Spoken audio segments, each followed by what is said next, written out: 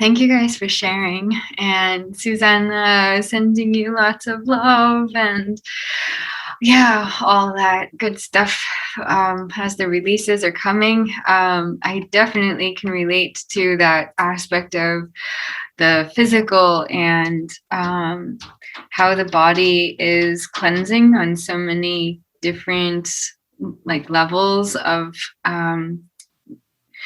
integration and reintegration. And things that perhaps we're not always aware of as a toxicity in the body because it's not coming from something physical, but as it gets released or as it is coming into relief, it has to pass through somehow. And it's very often that the physical is the last to catch up. And so yeah, I've witnessed a lot of people in the last weeks since being back on the island going through these types of physical things too. And some of them are aware that it's just energetic and others aren't really sure, or it's only after you talk with them about like the chronological order of events that it starts to make sense more as an energetic realignment or recalibration rather than a physical sickness. But it's so easy to kind of get caught in the physical dimension of things, especially now, because the whole world is trying to organize its thoughts around vaccines or no vaccines, or what is a coronavirus and what is just a normal flu, or what is it to have a cold, or do you all automatically have to assume the worst and then get tested for everything under the sun just to find out you've got a cold, and it can be such a challenge, I feel, to maintain an intuitive space of balance around what is the authentic process rather than the projected process. And it does feel like there are so many projections in the field right now. It's like everywhere you look, there's a new movie that you could watch, and all of them somehow have to do with you, but none of them actually have to do with you. So which one do you then press the on button for and continue to watch or let play out or get yourself involved in? Or which ones are okay to be like, okay, swipe, skip that one, skip that one. And a certain amount of the energy that is very, very deeply entangled with our digital information systems is playing out as well, I think, on our physical bodies in a very big way at the moment. And it's because there's something so much more than what we can absorb through our devices or our sense of connection on this level of the internet and age of information. And it's like the need for validation is so strong, and the ability to receive feedback from the age of information, as an epoch of our conscious evolution, is so fast. It's so fast how quickly we can absorb something that either meets or disrupts our sense of balance or equilibrium with the field of belief systems and structures of our psyche. We're not always sure which way to go, but if we find something in the field that validates it back, it's like, okay, then this one's secure. So let's just keep leaving it.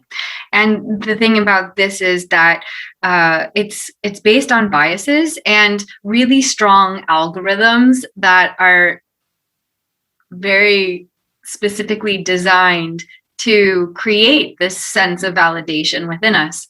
So we're going to find it almost anywhere we look. And this age of information is creating these instantaneous validations that continue to perpetuate the belief systems. So how does that relate to the physical body? Well, the filtration is it's becoming more and more narrow. The bottleneck is very strong. So a lot of information from so many different places and so many different possibilities and potentialities are all scattered about everywhere all the time. But now it's like your device is creating this bottleneck, or the internet is creating the bottleneck. Social media, Google, all these things are coming into such a narrow space through which then everything seems to filter out back into truth. So it's like we're at an age when we're at a point within the information age when this is our brain's relationship to everything. And that could be from the most cosmic and out there of talking with like the angels and the Arcturians and the Lemurians and all of these like cosmic beings and things, and or it could relate to the deepest of conspiracies, or it could relate to the like most idolized version of the scientific proof that the vaccine is going to work, or the opposite, which is true in some places where no, we just distrust it so much and everything is a part of this connection. So whatever it is in this field of belief is somehow only able to pass through this really narrow place. But it seems like this is the whole universe. It's like this is narrow. This little thing is very narrow in relationship to like all the other possibilities for figuring it out, or looking for the answer, or not needing to find the answer, because if you just live into the answer, you can breathe it into your body rather than trying to find it or search for it or expect this to validate it, right? But when everything passes through here, it's like everything that could have been a possibility will be found in this tiny little bottleneck and then filtered back into this perspective of truth based on belief. Because you're going to find whatever you want to believe if you look in here, you know? So I don't know where that all just came from, but it feels very much connected to what we might be experiencing or witnessing right now, whether that's in the physical body and the purgations or releases or detoxifications that are happening, or for me, it's been very emotional. I've been going through very deep emotional waves with this, and I've been feeling very much my emotional body detoxifying, releasing, letting go, a recognition of the energies that I can't explain by looking in my device for answers. Even if I'm going into astrology or something that I feel is very cosmic, it's like I'm still coming up with limitations. So personally, something that came through just a couple of days ago that I was really grateful to receive as an insight was from nothing in my phone, which was, I think, why it was such a beautifully profound insight for me.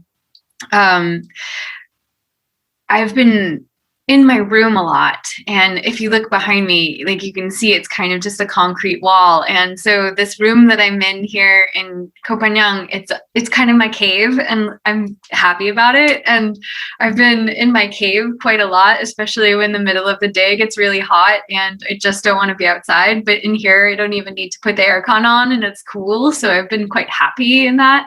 And then at the same time, I've been feeling really distant from my environment because it's beautiful and it's sunny and there's beaches and forests and waterfalls and kind of like, you know, everything under the sun, like literally, like 'cause it's very sunny, that I could get involved in. But why then do I feel this need to hibernate and be inside the cave? And the clarity that I received came from the realization that hibernation mode is a big part of seasonal relationships with the world or with the energies that are moving at a planetary level and a cyclical pattern. And it's winter. Like, yeah, not in Thailand, but in a seasonal relationship with my own body or my body's way of relating to the world. It was birthed in a seasonal place. I always had 4 seasons until I moved to Asia, and I felt like I'm going through winter right now. It's not winter out there, but inside me it's winter, and I just need to hibernate. And I'm actually really happy to have realized this, because there's so many times when it's easy to see something outside and then believe that to be the reality.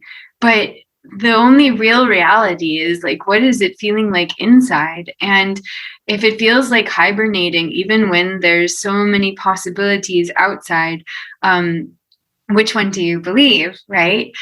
Just because it doesn't seem to have 4 seasons out there doesn't mean it's not 4 seasons inside me. So this was fabulous, because I started to reconnect with memories and the nostalgia of winter in my childhood, when I would find something I really loved.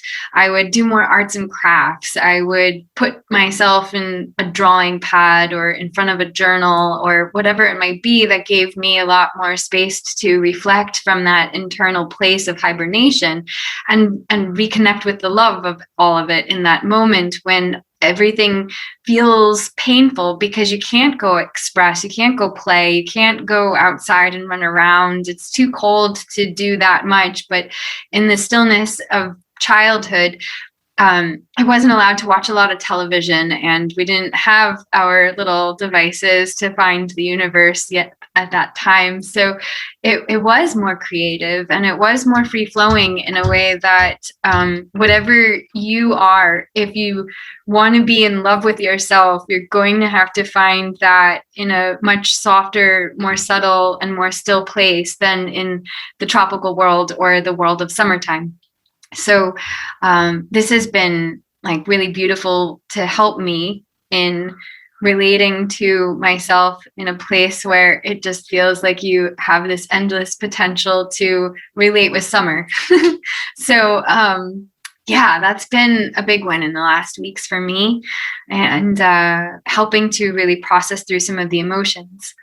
I'd love to open this one up a little bit again and see if anyone has anything else they'd like to share about this, or what you might have been feeling in the last weeks, or if this seems to relate, or any insights about, yeah, like where things seem to be at a very intense transition point, perhaps, between these layers that are being shed, or this process of relief or release in order to experience relief, or what has been passing through, and like, yeah, Tony was speaking to it, and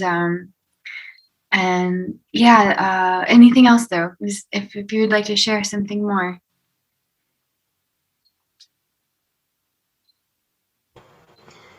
Hi. Okay. Hi. I'm ready for the soundscape. Um, maybe I missed a little part of when you explained, but I feel well, it's gonna be better if I just stand and sit down. Um, I really feel the lack of connection with people physically is really a hindrance. I mean, and also globally, and we all have our own bubbles, as you said. And yeah, I'm just seeing that right now.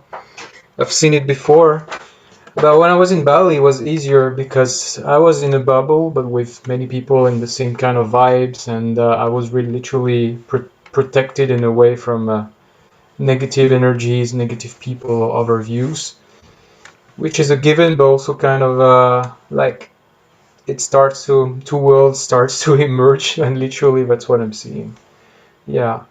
So I'm trying to let go of wanting to be right and trying to convince people of certain things. But at the same time, I'm called to share my truth. So I did share something about vaccines recently. I don't really care so much about that. I just want to say, okay, I will have tell. I want to tell it, and people see it. If they don't want to see that view, fine. At least I have just done my part, is expressing my truth. I don't care about being right, but the influence from other people really pushes me to want to be right in the end, which I don't want to be right. I want, I would just want to put it out there, and then up to you. But in the end, it always ends up being like, oh yeah, we need to convince David he's into conspiracies, and but we are worried about you, mate. It's actually I am worried about them. I shouldn't be the other way around. Anyway, it's kind of funny. So I'm trying to let go of, yeah, wanting to be right or trying to prove something, which is very hard because like I just put things out there without trying to convince. But whenever there is resistance, then there's more like convincing, uh, more like conviction. How to say? There's more willingness to convince others that what they are saying is against their own inner guidance somehow. And it's yeah, and yeah. All I can do is focus on my healing, and I have so much root chakra healing to do. I mean, in terms of back pain and stuff. So yeah, but in the end, I'm always kind of drawn back to the external world, especially because of the back pain as well. I'm so down, don't have energy. So yeah, yeah, that's kind of it.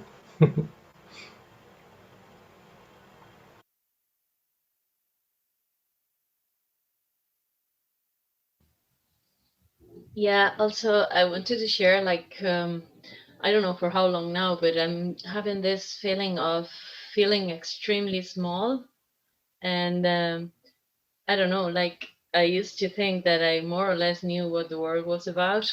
But now it's like oh my god, and every single thing I see in the world out there and it's like wow, imagine what is behind and behind of that and the whole story that is behind that. And there's so many people that are doing this and there's so many people that have been doing this for ages and ages and ages. And it's like oh there's a lot. I don't know if I should be getting into this because my mind is really about to explode. It's like too much information, so I'm feeling at the moment that such a tiny thing.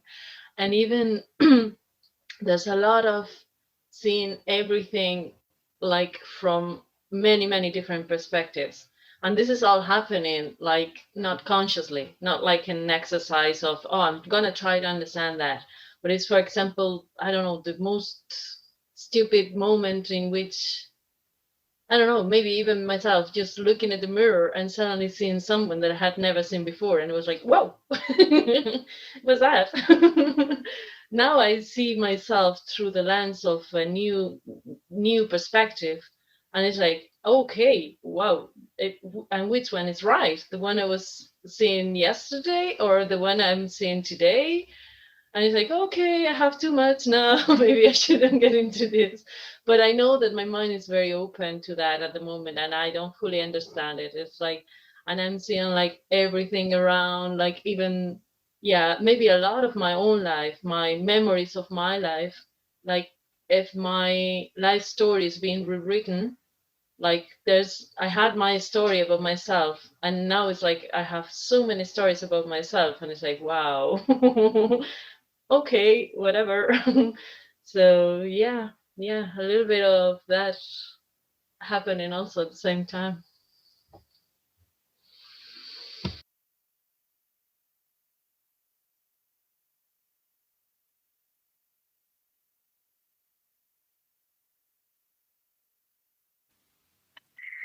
Fang, do you want to share more about this fairies visiting you? I kind of want to hear more about that.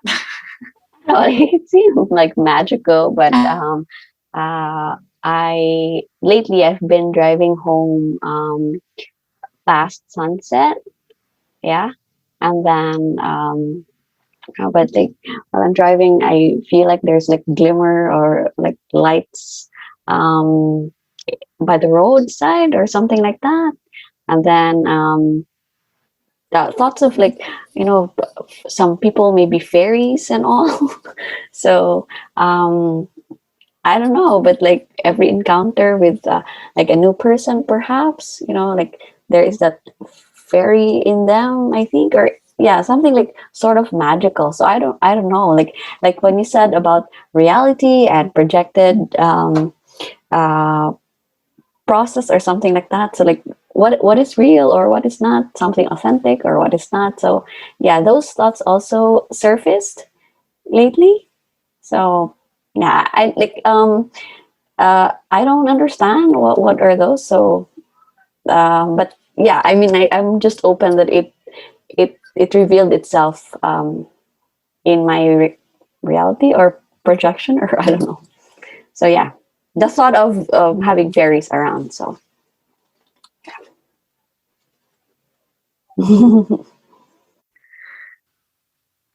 Thank you. Thank you. you're And welcome. yeah, I just needed to hear a little bit about like where it was kind of coming from, because no, it's perfect. I've been getting those little glitter bits in some of my, gosh, okay, well,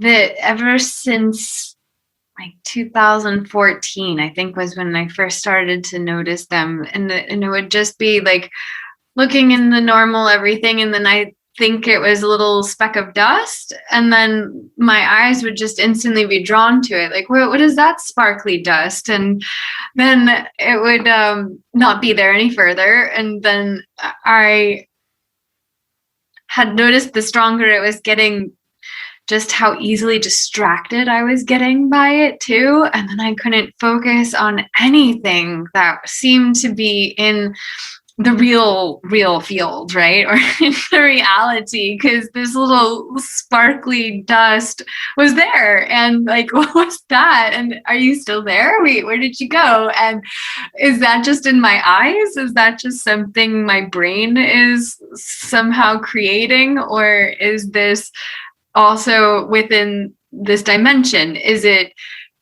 possibly something that's interdimensional? Like, if someone's dreaming of you, or someone is feeling you, they're just in this, like, you know, thought of love, perhaps. Is this a way that a sign, a symbol, a signal could be passed in something very different than a device, right? Like we constantly, like, we feel something and we're like, oh, I should text that person, and then you like start like going straight for the phone, like, oh, I'll message them, you know. And is this yet a possibility for a different structural matrix to be coming into this dimension with parallel realities in place? And I hope that this might relate to Susanna also kind of speaking from the part of, you know, what is it? Is it the smallness? Is that the reality? Or is it this version that I thought I knew about the world at some point in time? And maybe like the part of dreaming and feeling like your dreams could be real. And maybe now it's like in the smallness, it's hard to feel connected to that element of the dream, because it's like the oppressive parts of the reality are just pushing down all the dreams in some way, or the physical pains are coming up really strong because there isn't as much spaciousness to feel the dreamlike quality of possibility, potentiality, multidimensionality, the variances between what is real right now versus what could be real right now if we weren't so focused on just what is real right now.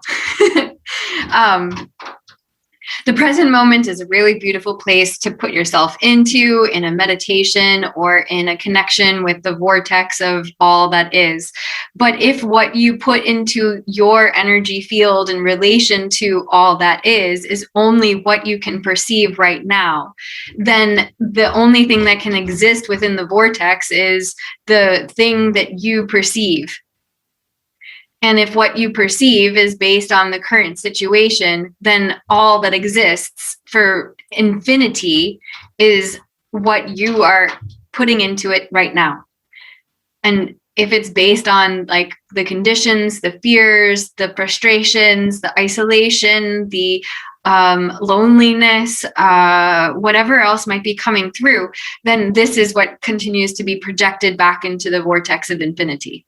So if the vortex of infinity does still hold all of our dreams, all of our beautiful love, heart, connectedness of something that is both human and beyond what is human, is that there?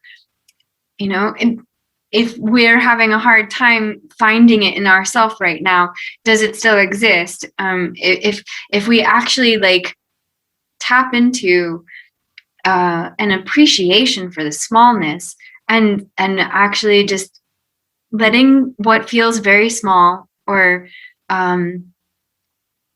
very secluded perhaps, or very separate from everything else, to also just be like the free electron that on a atom is ready to bind with anything else. Just give it that tiny little information from another electron of any other thing that it might possibly get to have a relationship with, and let it burst, right? It's this teeny little electron that's like still connected to the whole atom, and yet that's the only thing that creates the bond. The atom itself, the nucleus, the protons, anything else that's a part of this biological system that's also very, very small, has nothing to do with the possibility of making the bond. It's that little free electron somewhere in the outer ring of all of it, you know? But that's the hopes and dreams. What does it want to connect with? Could it then vibrate that back into its relationship with the whole? It, as an atom, could then, you know, if it's a free electron, let's say, coming from something like hydrogen, and hydrogen has such a quick potential to bond with almost anything else, which is why it's also one of the most prominent elements in our universe. But let's say it's that, right? It could bond with almost anything. So what does it choose? Like, what is it bonding with? And could it attract that vibration in a sense, in a way that would allow for it to find whatever is most harmonious? Because otherwise it's going to bond with just about anything, and everything else that's happening inside of that big field and all those other possibilities are also there. So if it feels really small and like all of those things are creating the conditions under which it does bond, then it might feel very limited. It might feel very contracted in its possibilities or potentials. But if it felt still that the dream is alive no matter what, yeah, the dreams are still alive. It's just really hard to see them on this dimensional plane at the moment. But it's because we're in transition. We're definitely going through something, and it's not over yet. But what if the only thing that was required of you right now was to keep the dream alive, so that 7 generations from right now, they could live it? It almost feels like we're a sacrifice, or that like our life is designed to be somehow sacrificial. But if we allowed ourselves to somehow like destroy the reality so that later on the dream could be alive, would you be willing to do it? Would you be on board with it? How would you create that? And maybe by just giving yourself the space to be within the potential to create it now, it does become alive much sooner. Yeah. And these are how then the bonds change, and then it bonds with the thing that is most alive.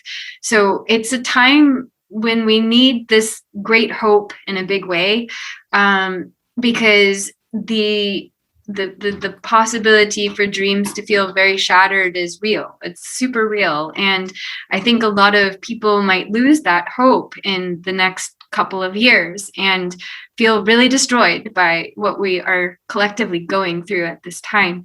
But it's a paradigmatic change. It's a paradigmatic change on the level of consciousness, government, ecology, education, healthcare. All of these things are going through a major paradigmatic change, and it's going to hit us each differently and in different moments. And yeah, it feels also like the psychological parts of our consciousness are only yet going through the chaos as a norm. Chaos is the norm. So if it's okay with you, then maybe it'll feel a little bit more okay. But if it doesn't feel okay in you, is there a way to align with this almost as like the only truth? Because all the other truths are based on a very small filtration system for finding answers to what you're questioning in relation to truth. So the fairies are beautiful to have brought up, because I would say this is one of those ways that we can see there is a potential for things to still be dreamlike and to connect with us in dreamlike ways, and that some of these signs and synchronicities are available to us, but the last place that you're going to find it is like online or through a device or something. So like doing things like this on Zoom is one of these really beautiful bridges between these two worlds, where we go inwards and we experience something from the depths of a dimension that only you could be the witness of right now inside of yourself. And then we use this technology to say, like, you guys aren't alone, like, we're still together. Like, we can still love each other from afar, and then feel whatever it is in the moment. So yeah, for me that feels really amazing, and gives me like some space right now. And I feel like I've also been in a bit of darkness that didn't have as much spaciousness up until days ago, like a couple weeks ago. Or it's been slow, it's been ongoing, but it's been really slow. And so now I'm just really happy that it's starting to feel a bit more fluid, and or at least this sense of hope is alive, and I'm really grateful for that. Yeah, today I got on the motorbike to do a couple things on the computer, and as I and I don't often look at the mileage on, like, it's just not something I normally look at, but I did today, and I looked at the mileage, and it was 417437, and 417 is my birthday, and then 43 is just the number, like that's my number, and then like the 7 after that, and then like that's the 4 plus 3, and it was the 7, and then it was there, and I was just like, oh geez. And then because it wasn't the 7 and the regular counter, it was like the counter that does the tenths of each kilometer. So it was like literally on the 7th tenth of the kilometer at the same time as all these other numbers. And I don't know, it was beautiful. So I felt like my heart was just alive in that moment, and it was really nice. It feels like a huge release is happening. Seems like there is no, like, we are talking very clear here, and the space always feels super safe. I would say that triggered in me something similar, and I felt for the first time, at least with awareness, that I was in a trauma. Like Sophie was gone, I went back to some time in my childhood, and I collapsed in a traumatic body experience. But somehow it's like a breakthrough. Something broke there, and and then there was some kind of big surrender and letting go. So it was actually kind of therapeutic. Yeah. Relates to that aspect of release and relief that I was feeling in connection to this moon. It was a little bit of an astrological theme as well that I was reading. So I'm kind of taking those words not just out of my head, but from a few things that I've been looking at. It just makes so much sense. And I would say release is something we talk about in Innerdance a lot, but that element of relief rather than comfort or emptiness or